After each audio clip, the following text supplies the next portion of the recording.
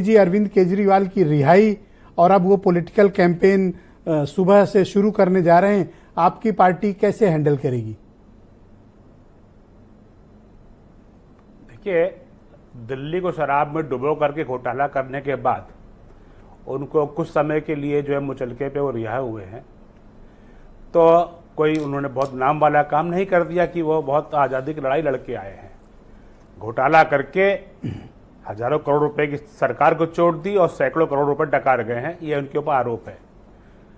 जैसे हजारों करोड़ रुपए की हेरा फेरी में सोनिया गांधी जमानत पर है, राहुल गांधी जमानत पर है, उसी तरीके से केजरीवाल जी जमानत पर आए हैं। वो भी जो है कुछ समय के लिए आए, जेल जाना है उनको दोबारा।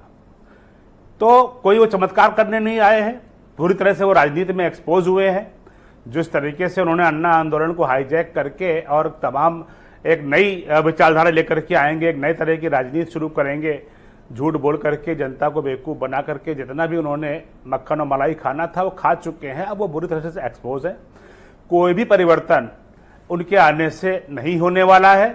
हाँ, ये जरूर है कि जो फोकस राहुल गांधी जी के ऊपर था, विपक्ष के नेता के ऊपर से, वो कुछ दिनों के लिए, एक दो दिन के लिए केजरीवाल जी के ऊपर आ जाएगा और मीडिया को मसाला देते रहेंगे, जैसा कि आपने उनके बारे में बताया है। इसके अलावा उनके आदर्श सारे देखे हुए जनता ने, उनकी क्रेडिबिलिटी दांव पर लगी हुई है और वो एक भ्रष्टाचार के बड़े आरोप पर जो है इस समय जमानत पर छोड़े गए हैं। पहला चार्ज उन्होंने लगाया, आपने देखा जेल से निकलते ही एक पहला चार्ज लगाया, इस देश में तानाशाही को खत्म करना है। मुझे लगता है कि ये देश में अब इमरजेंसी लगाने की हैसियत किसी की नहीं है, वो कांग्रेस ने लगाई थी। और भारत में पिछले 10 वर्षों में मोदी जी का जो शासन है उससे भारत पिछड़ी देशों की श्रृंखला से निकल के आगे आने वाले देशों की श्रृंखला में आया है। 5वीं बड़ी अर्थव्यवस्था में पहुंच गया है और तीसरी बड़ी अर्थव्यवस्था में अगले 5 साल में पहुंचेगा। भारत की ग्रोथ स्टोरी जनता के बीच में है।